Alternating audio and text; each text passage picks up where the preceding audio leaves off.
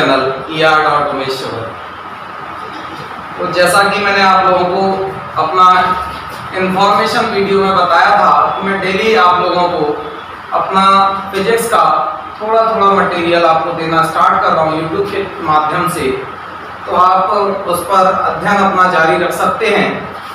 तो आज मेरी पहली वीडियो स्टार्ट हो रही है। मैं 12th क्लास के फर्स्ट चैप्टर इलेक्ट्रोस्टैटिक से अपना वीडियो स्टार्ट करता हूं। तो मैं सबसे पहले आप लोगों को आज इलेक्ट्रोस्टैटिक्स के बारे में बताने वाला हूं। तो क्या होता है इलेक्ट्रोस्टैटिक, कहां से ये वर्ड आया और इसमें अंदर अपने को क्या क्या पढ़ना है, ये सब चीजों के बारे में अपन पढ़ते हैं। तो इसमें हम इलेक्ट्रिसिटी के बारे में पढ़ेंगे और ये जो इलेक्ट्रिसिटी है कहां से आई, किस तरीके से आई, थोड़ा सा इस पर चर्चा कर लेते हैं। तो मैं आप लोगों को बता दूं, एक साइंटिस्ट थे, नाम था उनका थेल्स। क्या नाम था उनका? थेल्स। उन्होंने दोनों मीडियम के विद्यार्थियों के लिए मैं बताता जाऊंगा, साथ साथ बाइलिंगुअल, तो आप समझने की कोशिश करना। ईसा मसीह के 600 साल पहले, 600 वर्ष पूर्व, किसके? ईसा के, मतलब 6th सेंचुरी BC। ये जो साइंटिस्ट थे, इन्होंने एक ऐसा सब्सटेंस डिस्कवर किया, जिसको रब करने से वो लाइट पार्टिकल्स को अपनी साइड अट्रैक्ट कर रहा था। एक ऐसा रीजनस सब्सटेंस इन्होंने सर्च किया। वो सब्सटेंस क्या था? एम्बर नाम था उसका। ये रीजनस सब्सटेंस है, ये रेजनी पदार्थ है। हिंदी में बात करूं तो रेजनी पदार्थ है, रीजनस सब्सटेंस है। इसका मतलब क्या होता है? अगर आप इसको हल्का सा घिसोगे, घिसने से ये झड़ेगा, जैसे चौक की तरह जो बोर्ड पर लिखते हैं चौक, या मैं बात करूं एक चंदन जो होता है उसको घिसते हैं, वो क्या होता है, उसको रगड़ते हैं, वो घिसने लगता है हल्का सा। तो इस टाइप का ये सब्सटेंस था amber. Amber light yellow colour का सब्सटेंस होता है जो बाल्टिक सागर के आसपास आपको पाया जाता है। तो ये जो सब्सटेंस ऐसा सब्सटेंस था जिसको रब करने से ये लाइट पार्टिकल्स को, हल्के वस्तुओं को अपनी ओर आकर्षित करने लगा, लाइट पार्टिकल्स को अपनी साइड अट्रैक्ट करने लगा। तो ये किसने बताया था? थेल्स ने। अब इसके आगे की कहानी, कब? इसके अप्रॉक्स 2000 ईयर्स बाद, 2000 साल बाद एक साइंटिस्ट आए, विलियम गिलबर्ट। क्या थे? कौन थे? William Gilbert. तो विलियम गिलबर्ट ने क्या किया? विलियम गिलबर्ट ने ऐसे बहुत सारे सब्सटेंस को डिस्कवर किया, जिसको रब करने से वो लाइट पार्टिकल्स को, हल्की वस्तुओं को अपनी साइड अट्रैक्ट करता है। जैसे हम अगर जनरली प्रैक्टिकल करें तो हम जब सुबह सुबह कंघी करते हैं, अगर हेयर ड्राई होते हैं, बाल सूखे होते हैं और कंघी करते हैं, तो क्या होता है, कॉम्ब को फिर कंघी करने के बाद, कॉम्ब को अगर मैं जमीन से टच कर दूं या थोड़ा सा दूर रखूं, तो क्या होता है, डस्ट पार्टिकल्स की तरफ अट्रैक्ट होने लगते हैं। तो इस टाइप से बहुत सारे सब्सटेंस विलियम गिलबर्ट ने सर्च कर लिए, बहुत सारे सब्सटेंस की खोज कर ली उन्होंने। फिर क्या हुआ कि ये जो सब्सटेंस है ये अट्रैक्ट करने लगे, एक दूसरे को अट्रैक्ट करने लगे। अब बात आई कि साहब ये है क्या, ऐसा हो क्यों रहा है, अट्रैक्ट क्यों हो रहा है? तो इसके बारे में बता दूं, फिर दूसरे जो साइंटिस्ट आए उन्होंने बोला कि ये एक अट्रैक्टिंग प्रॉपर्टी है, ये एक एनर्जी है जिसकी वजह से ये लाइट पार्टिकल्स उसकी तरफ अट्रैक्ट हो रहे हैं। तो भाई ये कौन सी एनर्जी है? तो उन्होंने इस एनर्जी को नाम दिया इलेक्ट्रिसिटी। क्या नाम दिया? इलेक्ट्रिसिटी। तो हमें समझ आया कि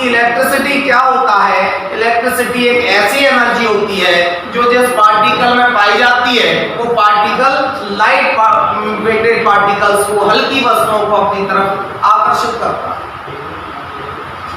अब मैं आपको बता दूं ये इलेक्ट्रिसिटी ही नाम क्यों दिया, क्योंकि ये जो थेल्स थे ये ग्रीक साइंटिस्ट थे, ग्रीस के, और ग्रीक लैंग्वेज में एम्बर को हम इलेक्ट्रॉन कहते हैं। क्या बोलते हैं? इलेक्ट्रॉन। इस वजह से इसको हमने इलेक्ट्रिसिटी नाम दिया, मतलब विद्युत नाम दिया इसको। तो अगर अब आपसे कोई पूछता है कि क्या होता है विद्युत, तो आपको क्या बताना है? एक ऐसी एनर्जी होती है, एक ऐसी ऊर्जा होती है जो जिस पार्टिकल में पाई जाती है वो पार्टिकल क्या करते हैं? लाइट वेटेड पार्टिकल्स को, हल्की वस्तुओं को अपनी ओर आकर्षित करते हैं। अब ऐसा हो क्यों रहा है? ये एनर्जी कौन सी एनर्जी है? ये एनर्जी हमारी चार्ज कहलाती है कि जब हम किसी बॉडी को रब करते हैं तो उसके अंदर क्या होता है? चार्ज प्रोड्यूस हो जाता है। तो अगर आप लोगों से कोई बोले कि चार्ज बॉडी कौन सी होती है, तो भाई चार्ज बॉडी भी वही बॉडी कहलाएगी, या इलेक्ट्रीफाइड बॉडी, आवेशित वस्तु वही वस्तु कहलाएगी जिसके अंदर अट्रैक्टिंग प्रॉपर्टी होती है, जो अट्रैक्ट कर सकती है। भाई चार्ज की वजह से ही तो एनर्जी आ रही है, उसको इलेक्ट्रिसिटी नाम दिया, जिसकी वजह से लाइट पार्टिकल्स बॉडी की तरफ अट्रैक्ट होने लगी। तो यहाँ ये बॉडी अगर अट्रैक्ट कर रही है लाइट पार्टिकल्स को तो वो चार्ज बॉडी होगी। फॉर एग्जांपल ये मैं पेन की बात करूं, इसको मैं बार बार ऐसे घिस रहा हूं, उसके बाद जमीन से टच करूं तो इसमें डस्ट पार्टिकल अट्रैक्ट हो जाएंगे, या पेपर के छोटे छोटे पीसेस इसमें अट्रैक्ट हो जाएंगे। रीजन क्या है? यहाँ घिसने से फ्रिक्शन हुआ, इससे इस पे चार्ज प्रोड्यूस हुआ तो बॉडी चार्ज या इलेक्ट्रीफाइड बॉडी कहलाएगी, मतलब इसके अंदर अट्रैक्टिंग प्रॉपर्टी आ चुकी है। अब मैंने क्या बोला आपसे कि मैंने इसको क्या किया? रब किया, जिसकी वजह से एनर्जी प्रोड्यूस हुई। रब किया, फ्रिक्शन हुआ, तो इसको हम फ्रिक्शनल इलेक्ट्रिसिटी भी बोल सकते हैं। कौन सी? फ्रिक्शनल इलेक्ट्रिसिटी भी बोल सकते हैं। क्यों? क्योंकि फ्रिक्शन करने से प्रोड्यूस हुई है, घर्षण करने से उत्पन्न हुई है, तो इसको अपन घर्षण विद्युत भी कह सकते हैं। क्लियर है? अब ये जो बात आई है चार्ज की, तो चार्ज कैसे निकल के आया? चार्ज पर बहुत सारे एक्सपेरिमेंट भी हुए थे भैया। अब एक्सपेरिमेंट कौन से हुए उनके बारे में आपको मैं बता दूं। चार्ज के ये जो एक्सपेरिमेंट हुए वो मैं बता देता हूं आपको कि कौन कौन से एक्सपेरिमेंट हुए।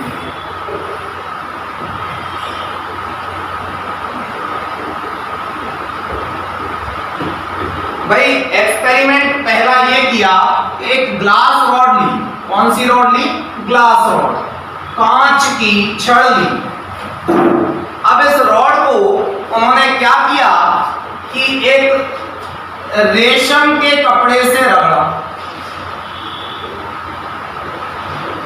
किसके कपड़े से? रेशम के कपड़े से। जब ये कांच की छड़ को रेशम के कपड़े से रगड़ा, और रगड़ने के बाद इन्होंने क्या किया?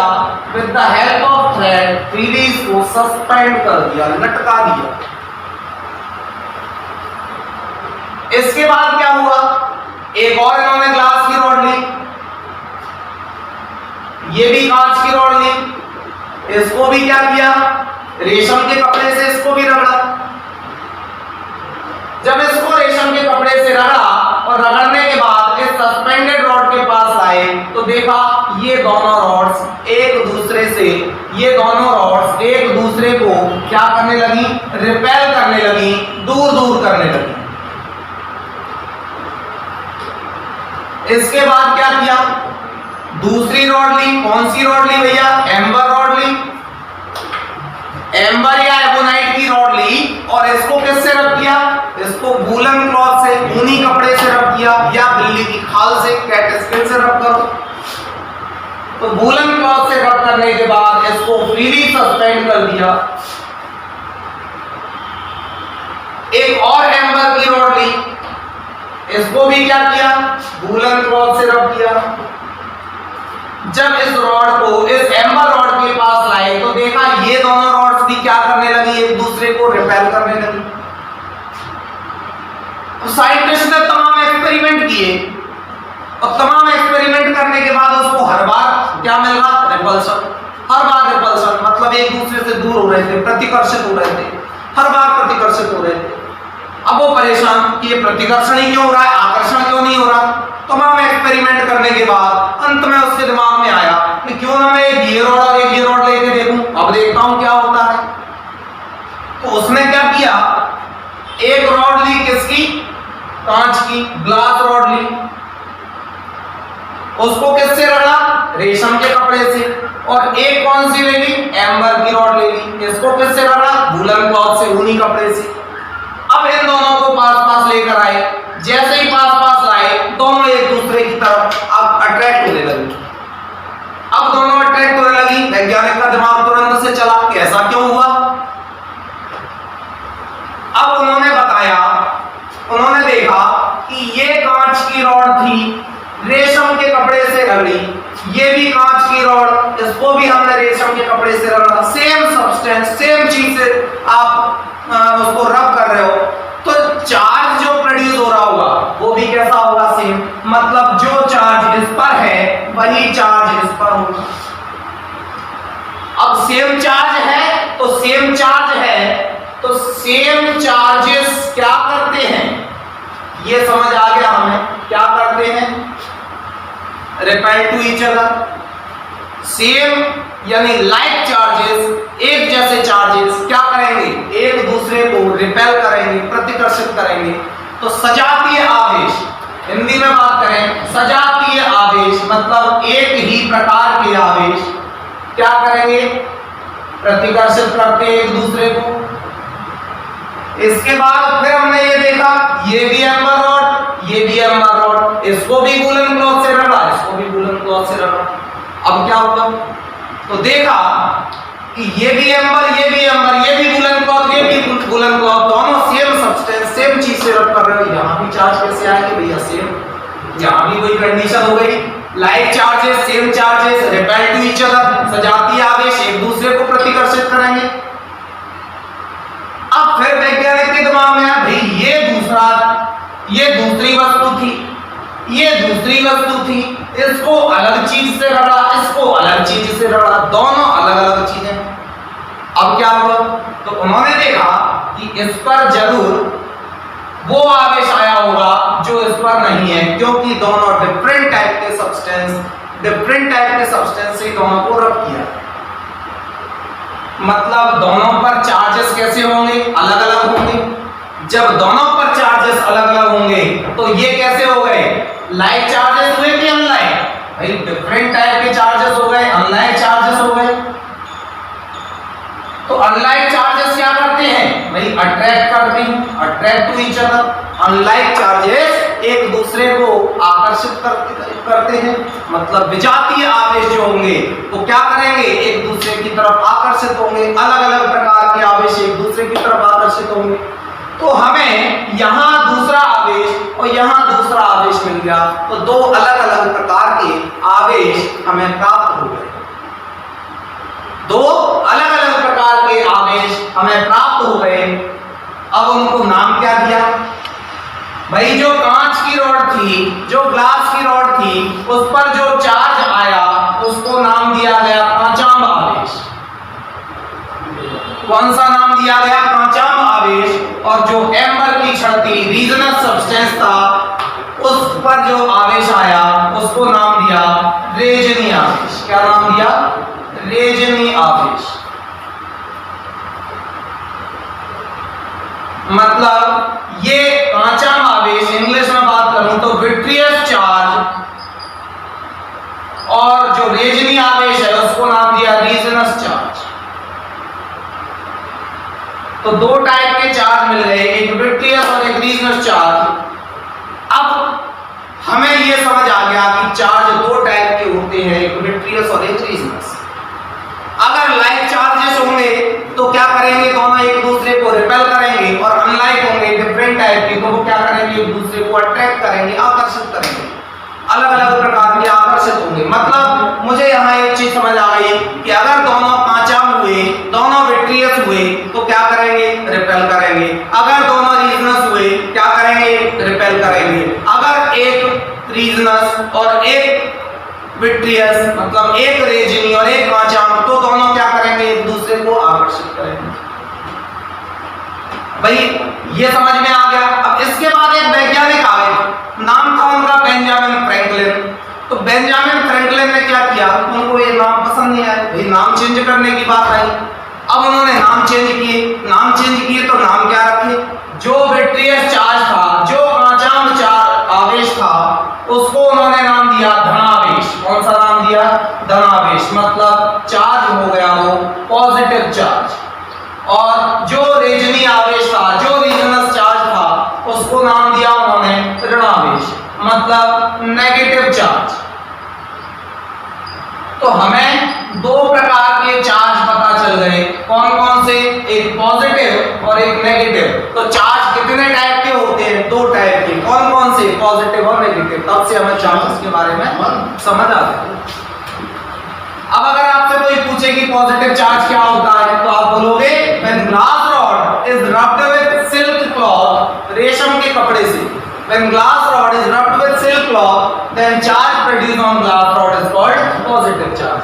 मतलब जब कांच की छड़ को रेशम के कपड़े से रगड़ा जाता है तो कांच की छड़ पर जो आवेश होता है उसको धनावेश कहते हैं। और ऋणावेश क्या होगा? जब एम्बर की छड़ को किससे रगड़ोगे? ऊनी कपड़े से रगड़ा जाता है तो एम्बर की छड़ पर जो चार्ज होता है उसे ऋणावेश कहते हैं, रीजनस चार्ज कहते हैं। तो when amber rod is rubbed with किससे? Woollen cloth then charge produced on amber rod is called resinous charge और नेगेटिव चार्ज। क्लियर है यहां तक? नेक्स्ट वीडियो में अपन थोड़ा सा आगे मिलेंगे। आज की वीडियो अपन यहीं खत्म करते हैं और उम्मीद करता हूं अच्छी लगेगी। और अगर अच्छी लगे तो इसको लाइक करें, शेयर करें, सब्सक्राइब करें, ज़्यादा से ज़्यादा लोगों को शेयर करें, जिससे जो भी फिजिक्स में किसी की प्रॉब्लम होगी वो मैं ज़्यादा से ज़्यादा लोगों को दूर करने की कोशिश करूँगा। और सभी लोग किसी को भी डाउट हो तो मेरे पर्सनल नंबर पर कांटेक्ट करके कोई भी डाउट पूछ सकता है। आज के लिए मैं अपनी वीडियो को यहीं स्टॉप करता हूं।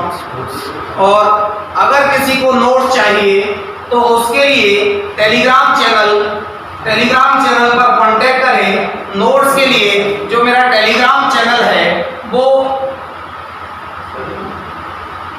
ध्यान देना कि नोट्स का जो टेलीग्राम चैनल है वो क्या है?